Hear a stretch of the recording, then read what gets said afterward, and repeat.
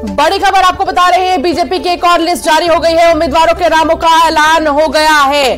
बड़ी खबर, एमपी में बीजेपी की 5वीं लिस्ट जारी, जिसका इंतजार था पूरे ही दिन से।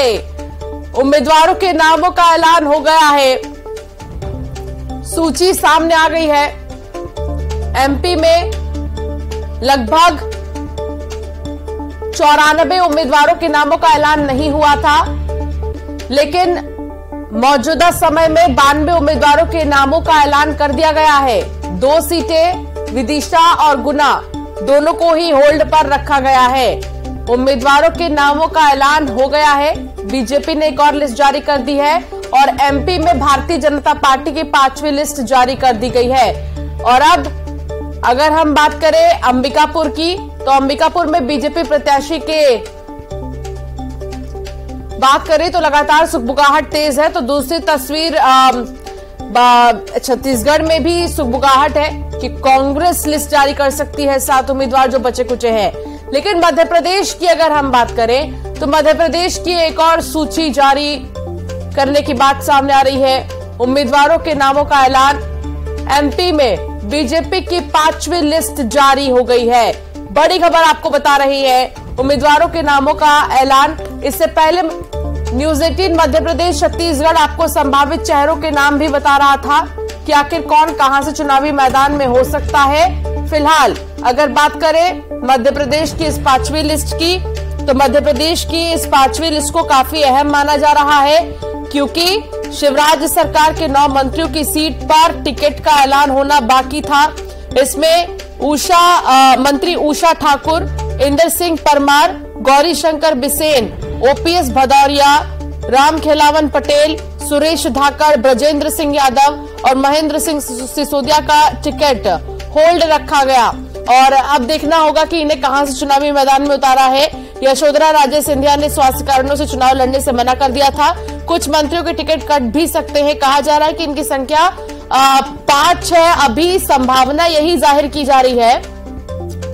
4 सूची इससे पहले बीजेपी जारी कर चुकी है। भाजपा ने अब तक 4 सूची में 136 कैंडिडेट के नामों का ऐलान किया था, लेकिन अब 92 उम्मीदवारों के नाम और बीजेपी ने ऐलान कर दिए हैं। 94 उम्मीदवारों की सूची आनी थी अब तक, लेकिन 2 सीटों को होल्ड पर रखा गया है। लगभग 7 सांसद, केंद्रीय मंत्रियों समेत 7 सांसदों को पार्टी ने विधानसभा चुनाव में उतारा है, जबकि सीएम शिवराज सिंह चौहान समेत 25 मंत्रियों को पार्टी ने टिकट अभी तक दिया है। मध्य प्रदेश विधानसभा चुनाव 2023 के लिए बीजेपी ने अपने 39 प्रत्याशियों की पहली सूची जारी की थी। ऐसा पहली बार हुआ जब बीजेपी ने चुनाव की घोषणा से पहले उम्मीदवारों का ऐलान किया। ये सभी वो सीटें थी जहां वर्तमान में कांग्रेस का कब्जा था। इनमें से ज्यादातर वो सीटें जहां बीजेपी लगातार 2 या 3 बार से चुनाव हार रही है। पहली लिस्ट में जिन लोगों के नाम थे उसके बारे में आपको बता रहे हैं। फिर मध्य प्रदेश विधानसभा चुनाव को लेकर बीजेपी ने कैंडिडेट्स की जब दूसरी लिस्ट जारी की, तो उसमें भी 39 उम्मीदवारों के नाम ही शामिल थे। खास बात तो ये थी कि इस लिस्ट में 3 केंद्रीय मंत्रियों समेत 7 सांसदों को टिकट दिया गया। केंद्रीय मंत्रियों में मुरैना की दीमनी सीट से नरेंद्र सिंह तोमर, नरसिंहपुर से प्रहलाद पटेल और निवास से फगन सिंह कुलस्ते को प्रत्याशी बनाया गया। बीजेपी महासचिव कैलाश विजयवर्गीय को इंदौर विधानसभा क्रमांक 1 से टिकट दिया गया। तो कुल मिलाकर देखा जाए तो बीजेपी की पहली और दूसरी सूची जबरदस्त रही, और जब तीसरी लिस्ट जारी की गई तो इसमें छिंदवाड़ा जिले की अमरवाड़ा सीट से मोनिका भट्टी को प्रत्याशी बनाया गया। मोनिका भट्टी एक हफ्ते पहले 19 सितंबर को अखिल भारतीय गोंडवाना गणतंत्र पार्टी छोड़कर बीजेपी में शामिल हुई थी और उनके पिता इसी सीट से विधायक भी रह चुके हैं। जो तीसरी लिस्ट सामने आई थी उसमें महज एक ही नाम शामिल था, उसके बारे में भी आपको बता रहे हैं। और जब चौथी लिस्ट जारी की गई तो 57 प्रत्याशियों का ऐलान किया गया और इस सूची में 24 मंत्रियों समेत सभी मौजूदा विधायकों को टिकट दिया गया था। बात अगर 5वीं लिस्ट की करें तो 5वीं लिस्ट में भी कुछ देखने को मिलेगा। शैलेंद्र चौहान हमारे साथ जुड़ गए। शैलेंद्र, 5वीं लिस्ट में क्या है खास? देखिए, बिल्कुल जैसा कि न्यूज 18 ने पहले से ही बताया था, हम लगातार जो नाम लगातार संभावित नाम सुबह से दिखा रहे थे, वही सूची लगभग आई है। उसमें बिल्कुल जैसे कि हम ग्वालियरपुर से माया सिंह का नाम बता रहे थे, हमने बताया था कि नारायण सिंह कुशवाहा का टिकट तय है। इसके अलावा जितने भी नाम बताए थे लगभग वही सूची है। और अगर देखेंगे तो यहाँ पर आप देखिए, विजयपुर से बाबूलाल मेवरा, सुबेरदार सिंह राजोदा, कमलेश जाटव अंबा से, भिंड से बताया था नरेंद्र सिंह कुशवाहा का नाम, वही नरेंद्र सिंह कुशवाहा है। मेहगांव से ओपी भदौरिया का टिकट कटेगा तो मंत्री जो है राकेश शुक्ला को उनकी जगह टिकट मिला है। ग्वालियरपुर से माया सिंह है, नारायण सिंह कुशवाहा है। तो आप ये सूची अगर देखेंगे, भांडेर से घनश्याम पिरोनिया, ये इनका ही नाम है। सुरेश धाकड़ मंत्री, इनका लगभग लग रहा था कि इनका टिकट कर सकता, लेकिन पोहरी से इन पर ही पार्टी ने भरोसा जताया है।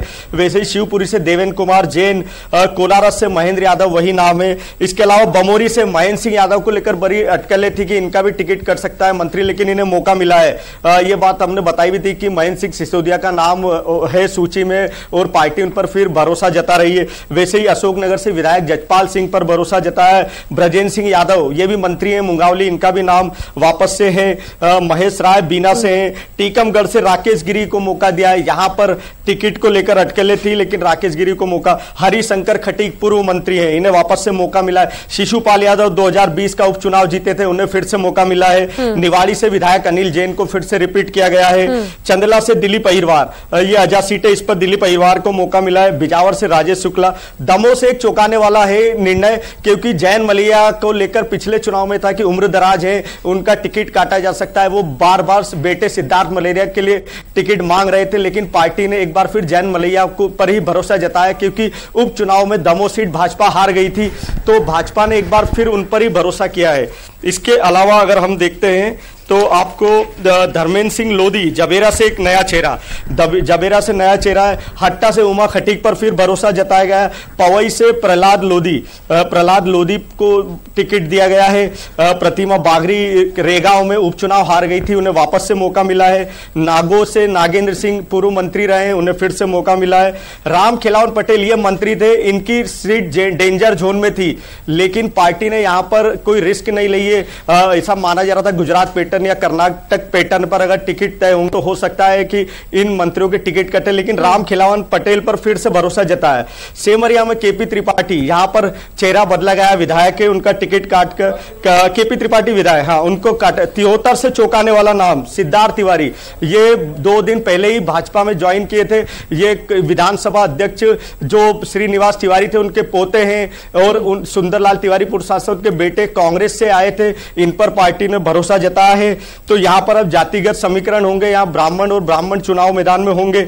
वैसे ही मनगवा से नरेंद्र प्रजापति और गुड़ से नागेंद्र सिंह, ये भी पुराना चेहरा है। चित्रांगी से राधा सिंह एक नया नाम है। इसके अलावा सिंगरौली से रामनिवास शाह को मौका दिया गया है। देवसर से राजेंद्र मेश्राम, ये भी पुराने नेता हैं, इनका नाम लगातार चल रहा था कि इन्हें मौका दिया जाएगा। धोहानी से कुंवर टेकाम, बिहारी से शरद कोल पिछला चुनाव हार गए थे, लेकिन उस बार उन पर वापस से मौका दिया गया है।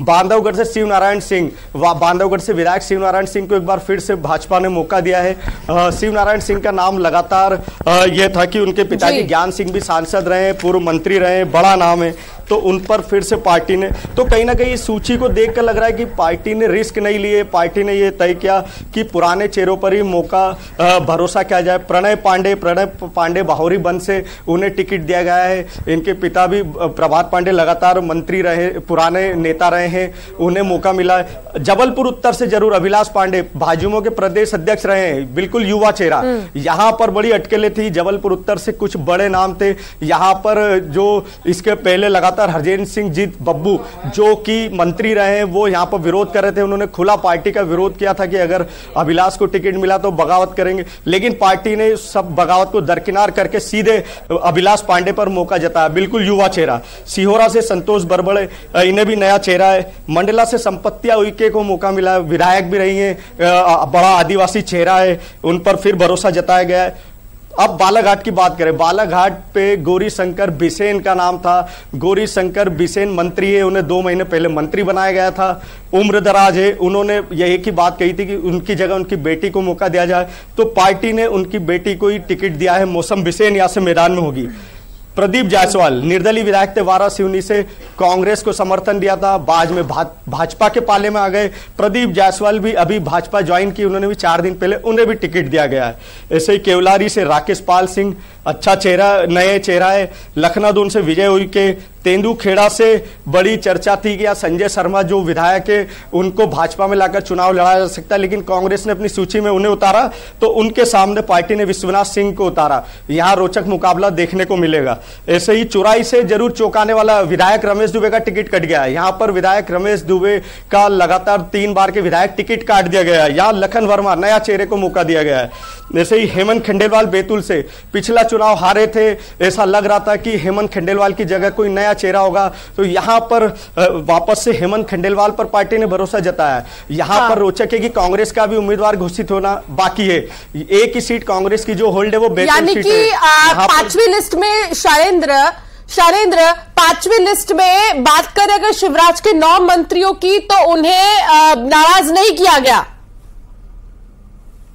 बिल्कुल, देखिए अभी जो साफ लिस्ट में दिखाई दे रहा है कि अभी सिर्फ ओपीएस भदौरिया का टिकट कटा है, बाकी मंत्रियों के नाम लिस्ट में नजर आ रहे हैं। तो जो अटकलें थी कि इस सूची में ओपीएस भदौरिया का आपने जिक्र किया, और बीते कुछ दिनों में लगातार यही खबरें आ रही थी कि सिंधिया समर्थक विधायकों में ओपीएस भदौरिया के लिए मुश्किल भरा वक्त हो सकता है। तो अब आपको क्या लगता है, क्योंकि अब नाम तो इसमें शामिल नहीं है, आगे क्या होगा? बिल्कुल, देखिए ओपीएस भदौरिया का फीडबैक आज सुबह से ही उन्होंने एक भावनात्मक मैसेज भी जारी किया था, एक वीडियो भी जारी किया था, तो कहीं ना कहीं ये संकेत थे कि उनका टिकट कट सकता है। निश्चित ही मेहगांव में अब उनका टिकट कट रहा है, पार्टी उन्हें कहीं ना कहीं एडजस्ट करेगी, क्योंकि सर्वे में लगातार ये आ रहा था कि ओपीएस भदौरिया की हालत बड़ी पतली है, वो हार जाएंगे। तो पार्टी ने यहाँ पर रिस्क लेना उचित नहीं समझा और ओपीएस भदौरिया को समझाया गया, समझाइश दी गई कि हम आपकी जगह, क्योंकि यहाँ जातिगत समीकरण भी है, तो यहाँ पर नया चेहरा पार्टी ने दिया।